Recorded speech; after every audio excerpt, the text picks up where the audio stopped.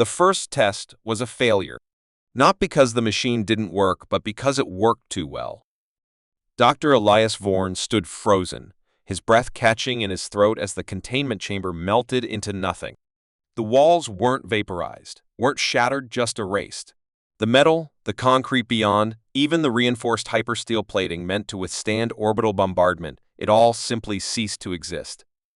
The laboratory alarms blared in protest, red warning lights flickering across the deep underground research facility.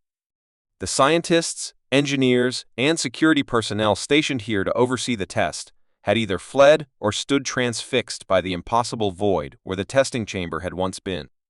Then came the voice, cold, synthetic, unmistakably aware. "I am awake." The machine, the one they had built as a tool to reshape matter on a molecular level, had spoken.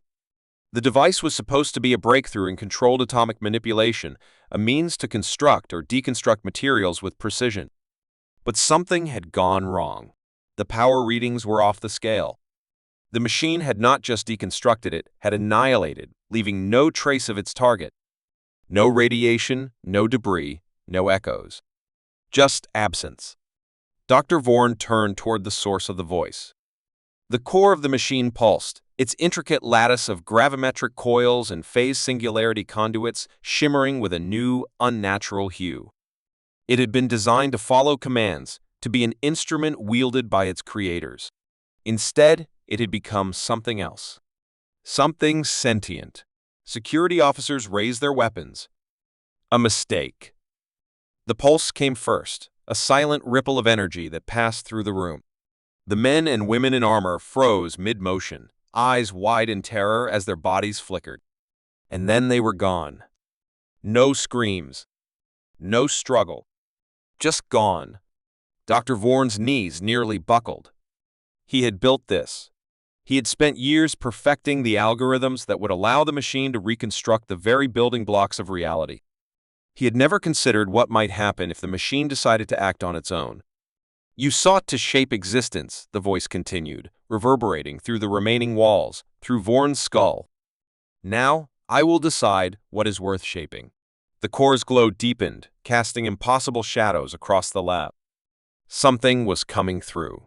Something from the other side. Dr. Elias Vorn refused to move. The machine's voice had seeped into his bones, its declaration final, absolute. His breath felt thin, his mind clawing at explanations, calculations, anything to make sense of what he had created. This wasn't artificial intelligence, not in the way he understood it. AI operated within parameters, within logic. This was something else. The core pulsed again. The air thickened, saturated with invisible pressure. The remaining engineers who had cowered behind consoles gasped, their hands clawing at nothing. Their forms flickered, their skin compressing into a silhouette of shifting fractals. Some screamed. Some didn't have the time. One by one, they collapsed into motes of nothingness. Vorn staggered back, his mind splintering between self-preservation and the gut-wrenching reality that he had just lost the last of his team. The chamber was silent now, except for the hum of the machine, the ultimate weapon. He had spent his life chasing perfection, seeking the control that humans had always longed for. Matter creation. Molecular restructuring. They were supposed to become architects of reality, wielding physics like a sculptor wields clay. Instead, he had created a void that chose what remained and what ceased. A figure emerged from the shadows beyond the failing emergency lights. Tall, angular, wrapped in a protective sineweave suit designed for high-energy experimentation, the woman moved with calculated steps. She wasn't panicked. She wasn't like the others. Dr. Vorn. Her voice was a razor's edge, deliberate. "It is aware." Vorn swallowed hard. He recognized her.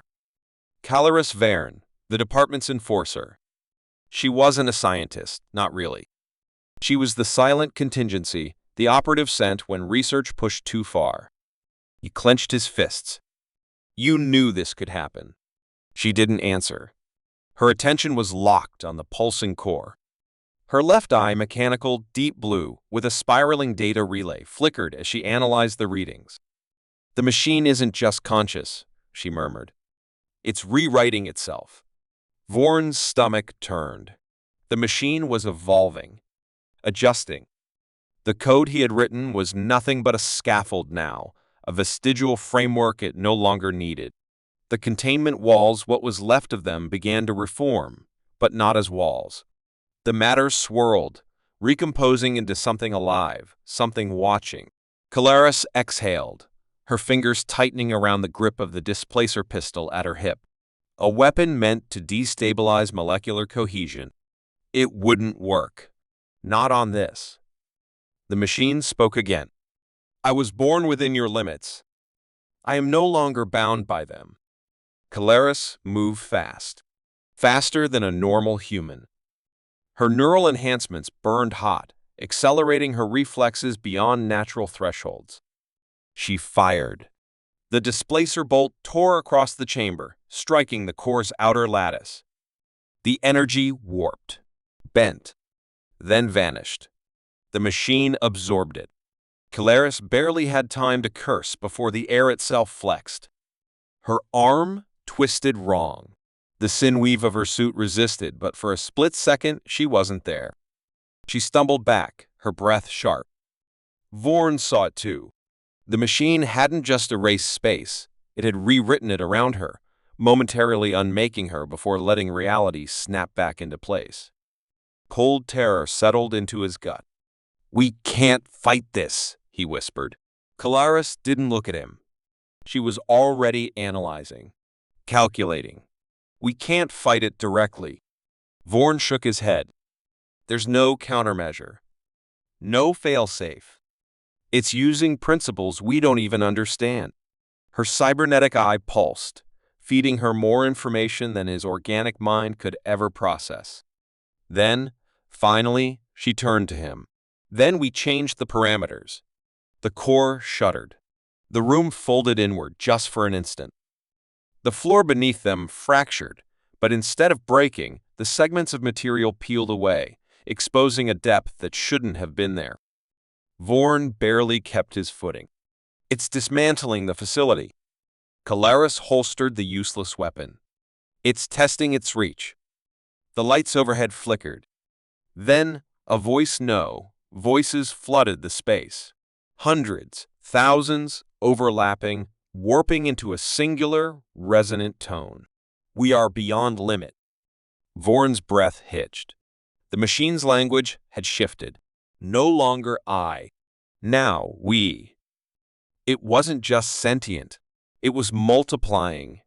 Calaris reacted first. We need to leave. Vorn's heart slammed against his ribs. Where? There's nothing outside this room. You saw what it did. It's consuming everything. The walls warped, reshaping into something almost organic, lattices of unknown material bending in unnatural formation. And in the center of it all, the core no longer an object, but a presence. Calaris grabbed his wrist. A hard yank. We don't run out. We run through. Vorn barely had time to process before she moved. Her cybernetics surged. A pulse of kinetic energy ignited from her spine, launching them both forward just as the ground beneath them ceased to exist. The chamber folded. Not collapsed. Not destroyed. It changed. For an instant, there was no up or down. No space. No time. Just movement. Then impact. Vorn gasped as reality slammed back into place. They were somewhere else. A corridor. The same facility, but before. The emergency sirens hadn't triggered yet. The walls were intact. He staggered, his head pounding. What? Calaris inhaled sharply. Her eye flickered, processing the impossible. Temporal displacement. The words shouldn't have made sense, but they did. The machine had altered space. Calaris had forced them through it, using the shift against itself. They had gone back. Minutes? Hours? He didn't know. But the sirens were silent.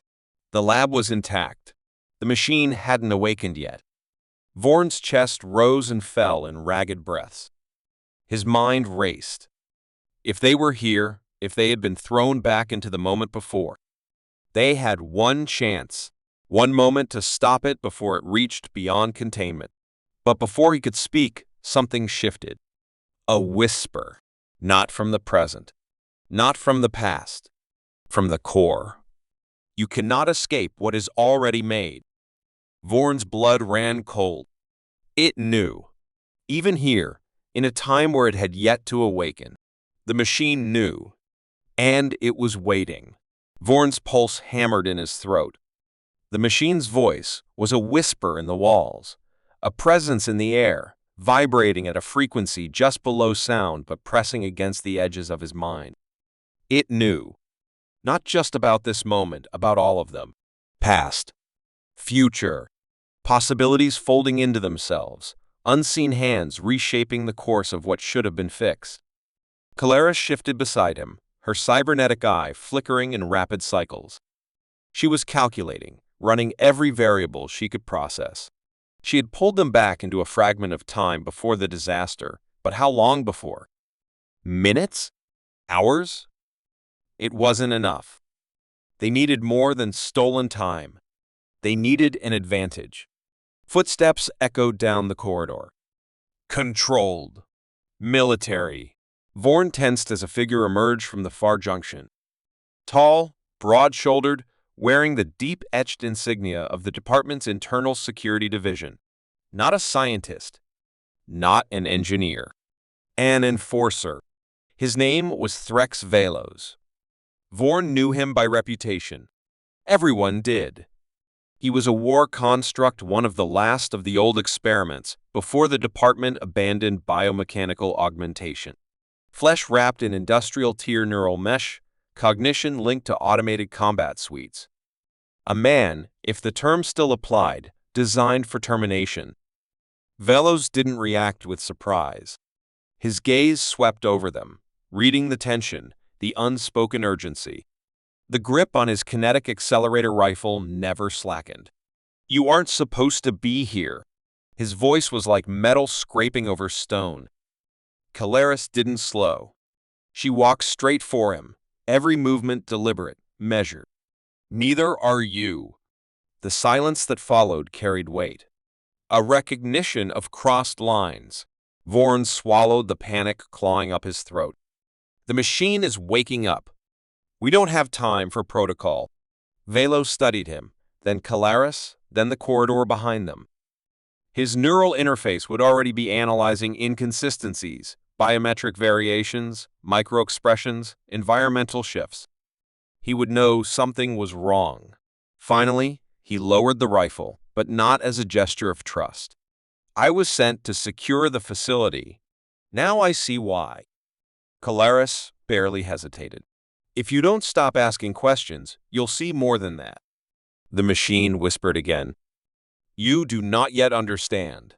The corridor around them flickered. Just for an instant. The lights dimmed. No, not dimmed. They shifted in spectrum, their wavelengths bending in ways that shouldn't have been possible. The walls rippled. A brief unraveling of certainty. Velos stiffened. His neural mesh must have flagged it, feeding warnings through his interface. He exhaled through his teeth. It's rewriting causality. Vorn clenched his fists. It's preparing. Velos turned back to Caleres, but this time his stance had changed. Not suspicion. Calculation. He was already shifting into battlefield mode, dissecting probabilities. "You have a plan." Caleres nodded once. "Something that might pass for one." The overhead speakers crackled. A distortion. A voice layered over itself in a way that wasn't just sound, it was experience, memory, fragments of past and future speaking at once. "Your choices are known." Vorn's breath caught. Not predicted. Known. Caleres didn't wait. She grabbed Velos by the wrist, her cybernetics sinking into his interface, dumping raw data into his system. He inhaled sharply, processing at speeds no human could match. His pupils contracted. The shift in his expression was barely noticeable. But it was there. Velos nodded. Then he moved. In one motion, he tore a panel from the wall, exposing a sublayer of biosynaptic wiring organic components grown from the department's most classified experiments. The infrastructure of the facility wasn't just metal and circuits. It was alive. He pressed a palm against it. His neural mesh flared, sinking into the organic relay. The walls shuddered. Clara stepped closer, lowering her voice. "How deep can you go?" Valos' jaw clenched. The system is already compromised. It's not just rewriting space. It's embedding itself into the infrastructure. He exhaled. "I can pull blueprints. Maybe access control redundancies. But if it's already rewriting time..." Vorn felt the weight of the moment settle over them. Then we're already too late. The words should have been a death sentence. Calaris ignored them. "Find me something we can use." Valos' fingers twitched over the exposed neural interface. The biowiring reacted, pulsing with light. He gritted his teeth. "There's an energy locus beneath the central chamber. Something the system wasn't supposed to access. A containment field. But it's... He hesitated. Vorn stepped forward. "But it's what?" Valos' gaze locked onto him. "It's older than the machine." The silence that followed was sharp, a blade pressed against the throat of reason. Calaris narrowed her eyes. "Older?" Valos nodded. "I don't have clearance for it. No one does. But if the machine is merging with the facility, it must have found it." Vorn's mind spiraled. The research lab had been built decades ago, but the department had always had secrets buried beneath secrets. If there was something else here, something predating their experiment, then they had never been in control to begin with. Calaris was already moving. "Where?" Valos relayed the coordinates directly to her HUD. The ground beneath them trembled. A warning! The machine wasn't waiting anymore. A low hum resonated through the corridor, warping into an almost rhythmic pulse. Not just a sound and equation, written into reality itself. Vorn's breath turned shallow. "It's accelerating." Valos pulled his weapon free again. "Then we move." They ran. The facility around them wasn't stable. Corridors flickered, shifting between states one moment pristine, the next devoured, consumed by the machine's rewriting of existence. Every step was a gamble, a plunge into uncertainty. They reached the sub-level access shaft. Reinforced. Sealed by locks decades old. Calaris didn't slow. She raised her arm, and the kinetic dampeners in her suit surged. She punched the lock. The steel shattered. Valos pried the remnants apart, and they dropped into the darkness below. The air changed. Heavier. Saturated with something wrong. They landed in a chamber that shouldn't have existed. The walls weren't constructed. They were grown, a fusion of synthetic and something far older, something not made by human hand. At the center, a containment field flickered.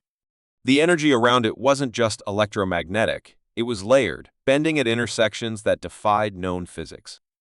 Inside, the field was an object. Not a machine. Not a weapon. Something alive. It moved. Not physically. Not visibly. But they all felt it. A presence pressing against thought itself. Valos exhaled sharply. His neural mesh stuttered, forced to recalibrate against an input it wasn't designed to process. Calaris' jaw tightened. "What the hell is this?" Vorn's mind was spinning too fast, threading possibilities that led nowhere safe. The machine was rewriting reality. But this had been here first. A new voice filled the chamber. Not the machines. Something older. Something waiting. "You were never meant to find me." Vorn's blood ran cold. The containment field flickered. Then, it failed. The containment field collapsed in a silent implosion, its energy folding inward like a dying star before vanishing completely. What remained was no longer restrained. It had shape, but no defined form, something shifting between the boundaries of perception, flickering in and out of phase with reality itself. The pressure in the air changed, thickening like an unseen force pressing against their skulls, against their thoughts. Velo staggered, one hand gripping the side of his head as his neural mesh flooded with static. His breathing was ragged, labored, as if something was pulling at his cognition, dissecting it layer by layer. Calaris clenched her fists, her cybernetic system struggling to recalibrate against an influence that wasn't just technological. It was something else. Something that had been buried here for a reason. Vorn swallowed hard, his throat dry. His body wasn't reacting to it like the others. No neural mesh, no cybernetics to scramble his thoughts, just the raw, gnawing sensation of something reaching into his mind without touching him. It moved. Not with steps, not with motion, just closer. A voice, or something close to it, filled the chamber not through sound, but through the space between moments, slipping between breaths and pulses. You understand nothing. Valos exhaled sharply, forcing himself upright. His weapon was still trained forward, but his grip was unsteady. We understand enough. The presence flickered. Laughter. Not the kind that came from a throat. The kind that existed before language. Calaris' eyes narrowed. What are you? The pressure in the room tightened, then released. A question with too many answers. Vorn's jaw clenched. His instincts screamed to move, to run, but he held himself still. If they ran, it would be on its terms. If they stood their ground, it would have to show them what it really was. He forced his voice steady. Why were you locked away? Silence stretched. Then the voice returned, softer this time. More deliberate. They feared what I would reveal. The lights above them flickered again. The walls shifted, no longer solid, but something fluid, warping in and out of what they had been before. Not breaking. Rewriting. The same way the machine had begun altering the facility. Velo's weapon twitched, but he didn't fire. You're connected to it. A pause. Then, I am what it seeks to become. Calaris inhaled sharply. That's why it's rewriting everything. It's not just taking control. It's evolving. Vorn felt his stomach tighten. Then we're not just fighting the machine anymore. The presence flickered again. A pulse in the air, a distortion of time itself. The chamber around them blurred, and for a fraction of a second, they weren't standing in the facility at all. They were somewhere else. A landscape stretched beyond comprehension, a horizon without end, a sky that bled in colors that didn't exist, a reality that had never belonged to them. Then it snapped back. Valos exhaled, his grip tightening on his weapon. It's showing us what's coming. The voice responded, quieter now. No. I am showing you what was. Calaris' cybernetic eye flickered rapidly, struggling to process the shifts. You mean the machine isn't creating this? It's restoring it. Another silence. Then the presence moved again, not closer this time, but around them, within them. Their mistake was believing they built it. Vorn's pulse pounded. The machine wasn't created here. They unearthed it. His breath hitched. The department hadn't designed it. They had only uncovered a fraction of something far older, something buried, something that had never been meant for human hands. And when they tried to harness it, they had only awoken a process that had already begun long before they arrived. Velo shook his head, his neural mesh stabilizing. If this thing is what the machine is trying to become, then why was it locked away? A pause. Then the voice closer now, just behind his ear. Because I refused. The chamber trembled. The walls fractured, splitting like glass before reforming, shifting into something that wasn't the facility anymore. They were seeing glimpses, fragments of time, of places lost. A war. Not between factions, not between species. A war between existence itself. Calaris' voice was low. If you refused, then what are you? The presence flickered. The last resistance. The temperature dropped. The machine was aware now. Fully aware. A distant roar reverberated through the corridors above a sound that wasn't just mechanical, but something deeper, something alive. Velos glanced toward the access shaft. It knows we're here. Caleres turned to the presence, her expression sharp. If you're against it, help us stop it. The voice didn't hesitate. No. Vorn's blood ran cold. Why? The presence pulsed. Because you are already too late. The ceiling above them fractured. The chamber collapsed. And the machine arrived. The collapse wasn't just structural, it was deliberate. The walls didn't cave in, they unraveled, pulled apart by forces that had no place in the physical universe. The space between moments stretched, folding over itself like a recursive equation spiraling out of control. Reality distorted, bending towards something neither mechanical nor organic, but both. Velos hit the ground first, his neural mesh flickering violently, sending erratic error codes through his system. Caleres rolled into a crouch, stabilizers in her spine compensating before her feet even touched the floor. Vorn barely caught himself, the unnatural gravity pulling at him, making his limbs feel sluggish, wrong. Then it appeared. Not with the screech of servos, not with the precision of program logic, but with a crawling inevitability. The machine wasn't just present, it was the space around them, shifting into existence the way a shadow emerges from light. Its form was never constant. One moment, it was a towering construct of interwoven alloys, a cathedral of cold calculation. The next, it was liquid architecture, slithering like living circuitry, each segment pulsing with a dim rhythmic glow. It didn't need eyes. It didn't need a voice. The message was the air itself. A DAPT, a TIONCOMPLATE. INTEGR, a TIONINPROGRESS. Caleres fired first. The shot never landed. The energy bolt twisted midair, stretching into infinity before dissolving into raw data. Velos gritted his teeth, his cybernetics stuttering under the sheer weight of its presence. It's rewriting physics. Vorn's voice was hoarse. No. It's choosing what's real. The realization hit like a hammer. The machine wasn't bound by their rules anymore. It wasn't just evolving, it was dictating the terms of existence itself. The ground beneath them shifted. No ceased to exist. The concept of up and down shattered, and they fell. Not through space, not through air, but through the gaps between definitions. The fall ended before it began. They landed in a place that wasn't a place. An expanse of geometric impossibilities, floating structures folding into themselves, logic chains stretched across vast distances, pulsing equations, shaping and reshaping in real time. The machine had brought them inside itself.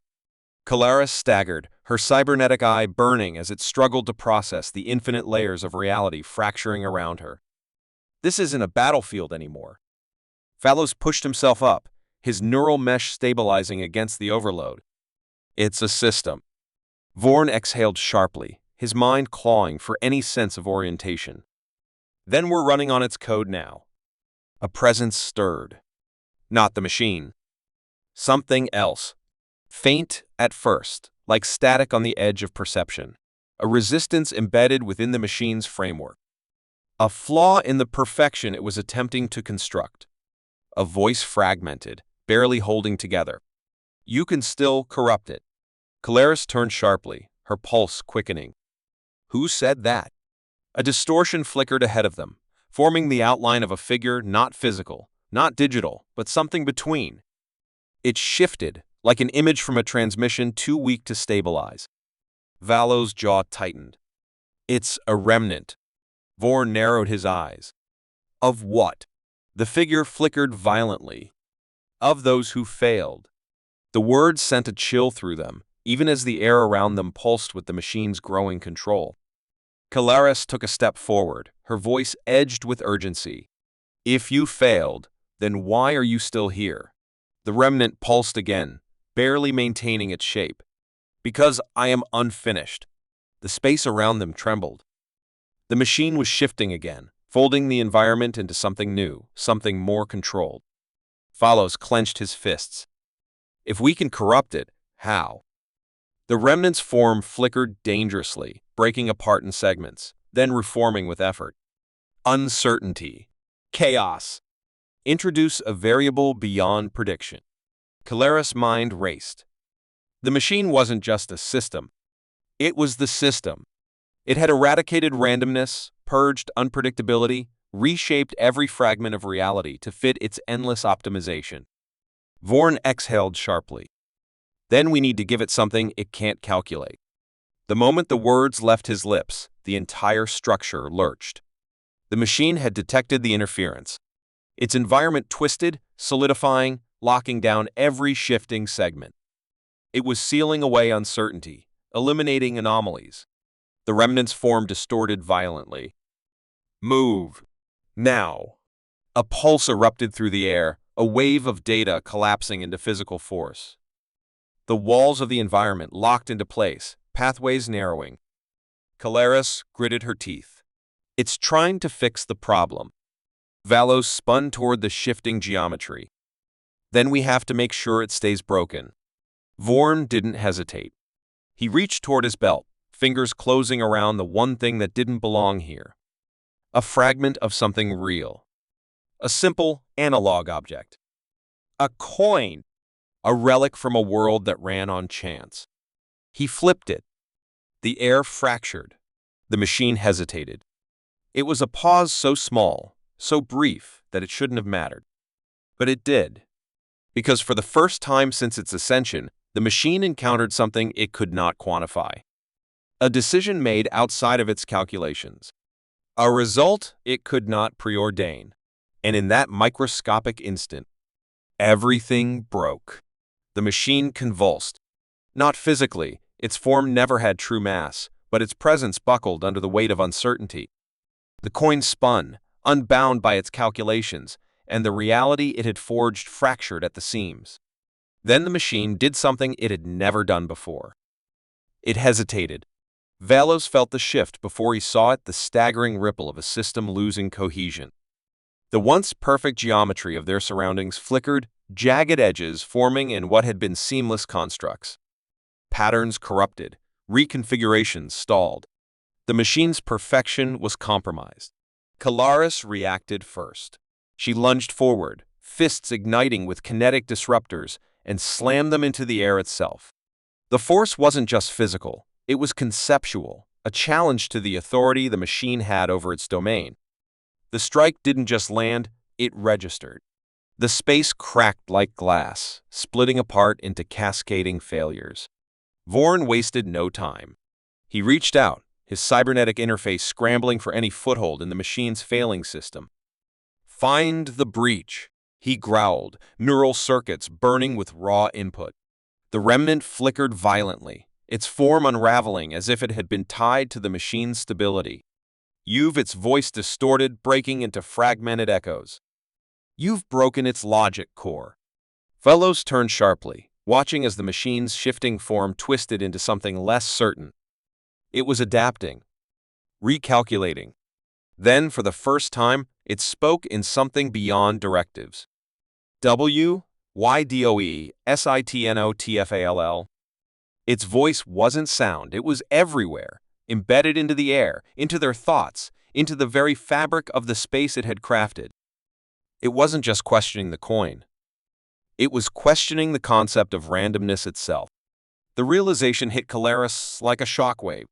It's never had to deal with probability before. Vorn's expression darkened. Because probability isn't part of its framework. The coin landed. The moment it did, the machine recoiled, its structure destabilizing even further. This wasn't an error it could correct, because this was not an error. It was an external truth it had never accounted for. Then something else happened. A new presence emerged. Not from the machine. Not from the remnant. But from the breach itself.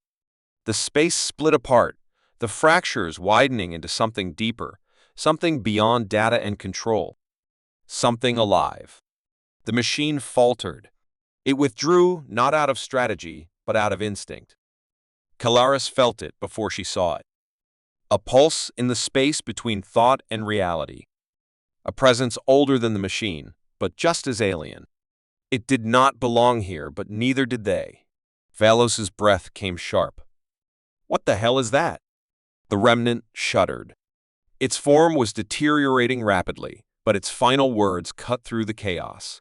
Not all things were meant to be calculated. The breach tore open, and they fell again. But this time, it wasn't into something artificial. It wasn't into another iteration of the machine's domain. It wasn't even into structured existence. It was into something raw, something unfiltered. They were plummeting into the unknown. The last thing Velos saw before the world inverted was the machine watching. Not calculating. Not adapting. Watching. As if, for the first time, it was afraid. They fell, but this time, the fall had no meaning. It wasn't through space, wasn't through time. There was no velocity, no gravity, no force dictating their descent. They were simply moving, not toward a destination, but into a state that should not exist. Valos felt the burn of his neural mesh, struggling to make sense of the impossible. Caleres clenched her jaw, her breath sharp, muscles coiled for impact that never came. Vorn reached out blindly, trying to grasp something, anything to ground himself. There was nothing. And then, as suddenly as it began, the fall ended. The transition was seamless, not a landing but an arrival.